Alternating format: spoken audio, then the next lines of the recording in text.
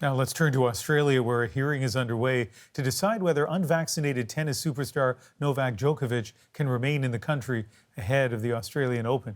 Jamie Strachan is tracking this for us tonight. And Jamie, where do things stand right now?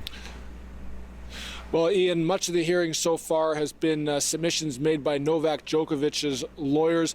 Basically, they told the judge that their client did everything he was asked to do by both Australian medical officials and government officials. It was only when he arrived in Australia, Ian, that a border official told him he didn't meet the requirements to enter the country, not being vaccinated. It was something that they weren't expecting. It really has been a chaotic week for the world's #1 tennis player since arriving in Australia. Novak Djokovic remains at a Melbourne immigration detention hotel. The Serbian superstar's presence in Australia has ignited controversy since he announced on Twitter that state officials had granted him an exemption from COVID vaccination rules that would allow him to compete. But when he arrived, federal border agents said he didn't provide evidence to justify the exemption and canceled his visa. Officials had faced massive backlash from Australians who have faced some of the strongest COVID restrictions in the world. Rules are rules, and there are no special cases.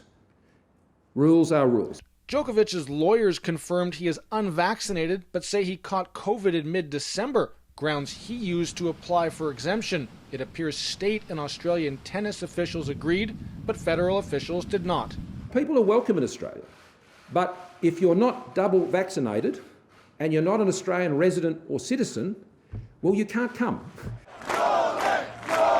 In Serbia, Djokovic's family has spent the last 3 days slamming Australia's treatment of the tennis star.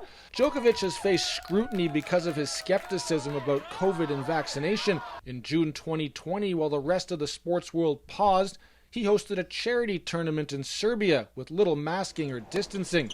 Many of his fellow players have been critical for months. The world, in my opinion, have been suffering enough to not follow the rules.